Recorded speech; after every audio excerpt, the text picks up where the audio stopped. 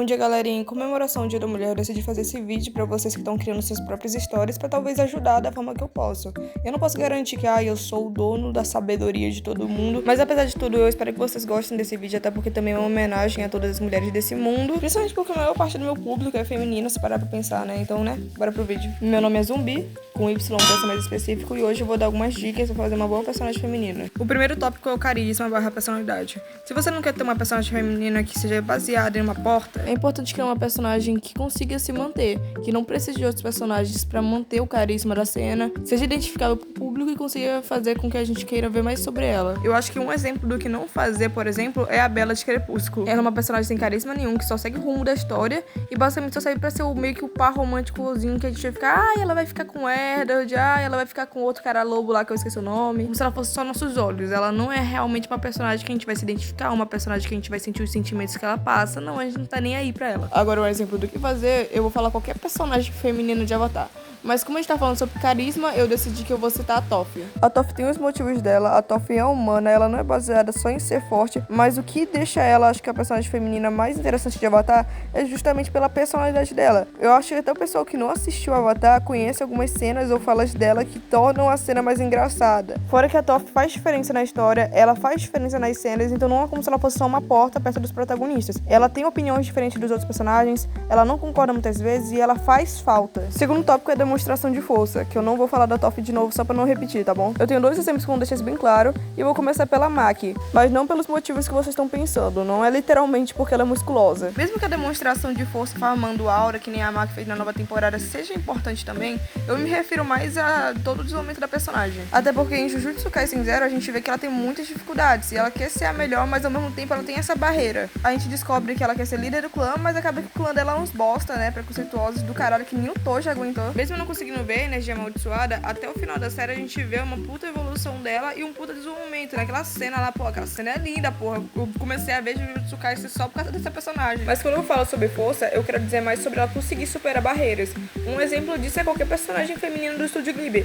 A gente vê, por exemplo, em Viagem de Chihiro, ela começa sendo uma personagem super medrosa, uma personagem que tem medo de tudo, que é muito dependente dos pais, mas toda a aventura dela circula em ela perder esse medo. O terceiro tópico que eu quero falar é desenvolvimento em geral. E assim, na minha humilde opinião, não tem como falar de desenvolvimento sem falar de Arcane. E pro vídeo não ficar muito longo, eu quero falar especificamente da Jinx, até porque tudo que se constrói em volta da Jinx faz total sentido com o desenvolvimento de personagem dela. As ações, comportamento e tudo que ela representa é muito importante pra Arcane, mas do começo ao fim de Arcane a gente vê 3 Jinx diferentes. A gente pelo menos é mostrado 3 versões da Jinx diferente. 4, se você contar até do universo alternativo, mas não é mais foda-se. A primeira é a Powder, que é a versão criança dela dos primeiros episódios, que a gente vê uma menina que ela tem muito potencial, mas ela é muito insegura em relação às coisas que ela faz, até porque a maioria não dá certo. Acaba sendo vista como um problema, pelo menos ela se enxerga como um problema pelas coisas que são ditas, mas os erros dela são naturais, até porque ela era uma criança, pena que isso custou a vida dos amigos dela, né? E acabou que isso também custou a relação que ela tinha com a irmã dela, que foi presa depois disso. A segunda versão é a Jinx, que é basicamente um fruto de tudo que aconteceu, principalmente porque se a gente pensar que ela também foi criada pelo Silco depois disso, então, né? Ela não é uma personagem que é só doida e pronto pra história fluir, não.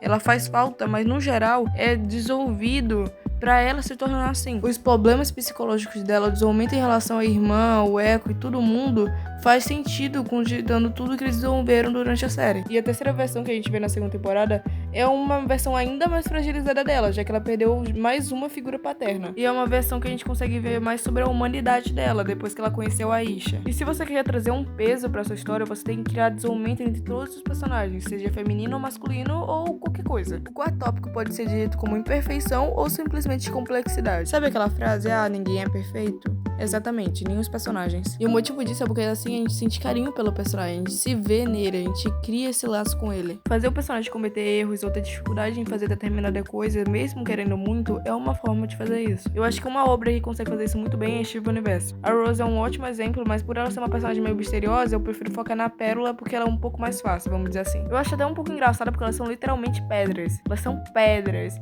E mesmo assim elas conseguem ser muito mais humanas que muito anime bosta aí que tenta fazer humano. A Pérola é basicamente o estereótipo de personagem certinha. Só que aí é que tá. mesmo ela sendo feita pra ser a personagem certinha, ela é uma personagem que erra muito, mas isso torna ela uma das personagens que eu mais vejo o pessoal se identificar. Tem episódios em que ela comete erros que acabam afetando as outras pessoas, e tem muitos episódios que focam nessa dependência que ela tinha pela Rose, que é algo que afeta as outras pessoas, mas afeta principalmente ela mesma. Ela acaba sendo uma pessoa muito autodestrutiva. Fora que existem personagens muito bem feitos, como a Lápis, que basicamente faz uma pura analogia a um relacionamento abusivo, e basicamente pelos traumas e tal, ela acaba fugindo, porque ela tem medo. Então o que eu quero dizer com isso é basicamente, pra que é um personagem complexo, não é simplesmente que é um personagem farmando aura e tentando copiar um personagem masculino. É simplesmente que é uma personagem que consiga retratar os sentimentos, fazer com que a gente se identifique, principalmente o público feminino, e ao mesmo tempo fazer com que ele consiga superar isso e demonstrar a própria força, entendeu? Como quinto tópico, eu queria comentar sobre um clichê muito grande, que é fazer um personagem que é basicamente só uma versão feminina ou a sombra de um personagem masculino. Isso, na verdade, é um clichê bem antigo, né? A gente vê isso próprio em Sonic, né? Que tem a Amy também, que basicamente, ela, pelo menos originalmente, ela era uma personagem que era só uma versão rosinha, apaixonadinha pelo Sonic. E isso nunca foi uma coisa boa, não é à toa que eu estou tentando mudar isso aos poucos, mas sem tirar tudo da personagem, só meio que melhorando, vamos dizer assim. Isso não quer dizer que eu odeio os personagens, eu amo Sonic, eu amo Superman, todo mundo que me conhece sabe disso.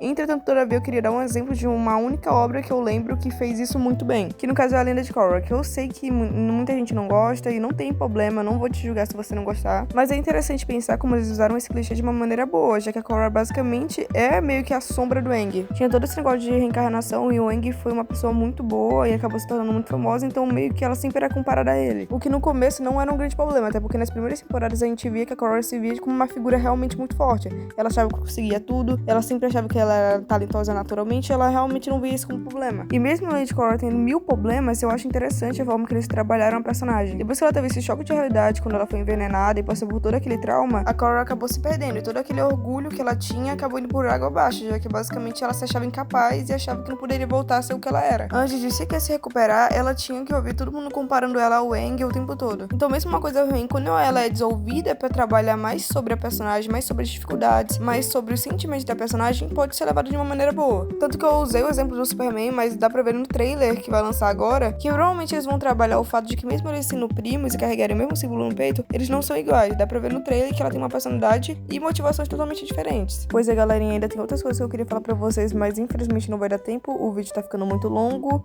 e eu tô fazendo ele na pressa. Então, que se vocês ouvirem algum barulho de chuva de fundo, eu peço perdão. Enfim, galerinha, eu espero que vocês tenham gostado. Não ficou 1000 maravilhas, mas espero que pelo menos vocês tenham conseguido uma inspiração ou coisa assim. Feliz Dia da Mulher pra todas as mulheres que estão vendo esse vídeo e tchau, tchau!